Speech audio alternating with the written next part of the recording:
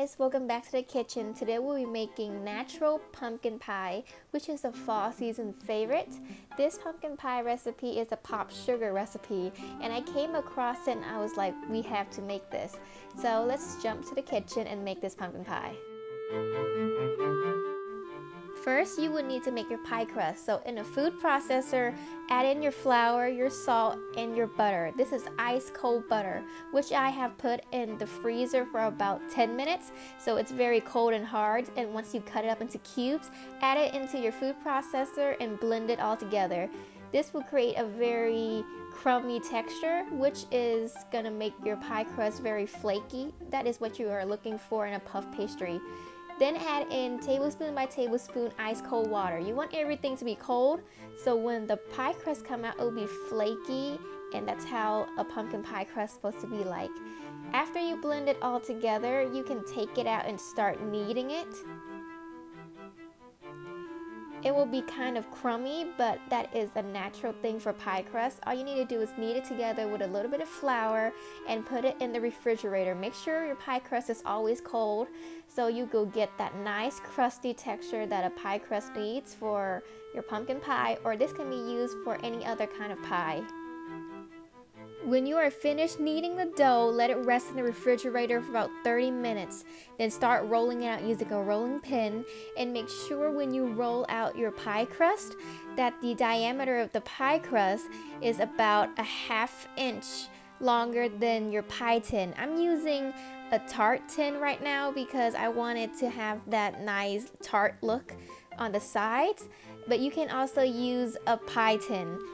So what you want to do is drape the pie crust right over the pie tin and actually go in there and fix all of the gaps.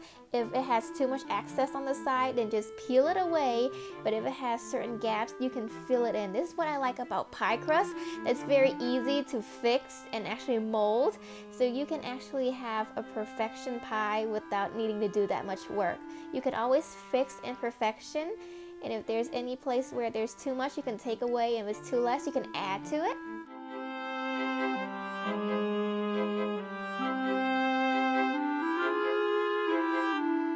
When you are done with the crust, this step is optional, but I like to do it because I have a little leftover dough.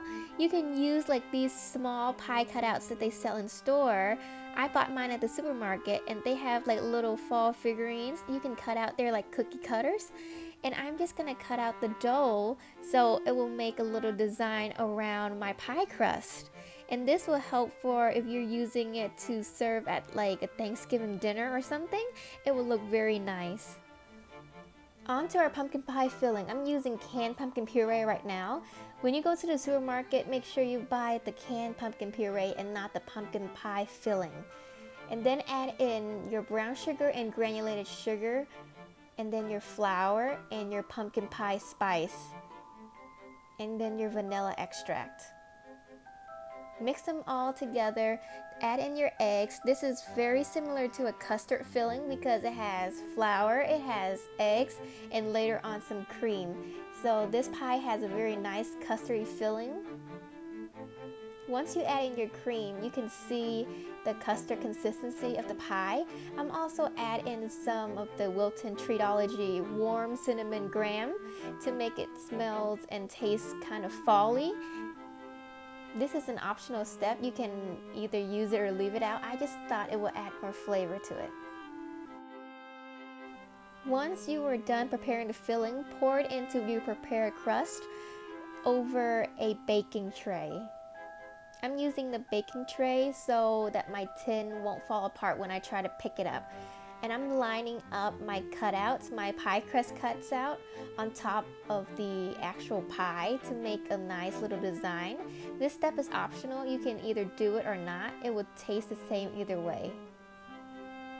And you want to put it in the oven and bake it at 350 degrees for about an hour and a half to 2 hours. And when it comes out, let it cool to room temperature before serving. I would say serve with some whipped cream or even ice cream on the side. It would taste very good. And that is it for this video. And if you like this video or any of my other video, don't forget to hit subscribe and leave a thumbs up.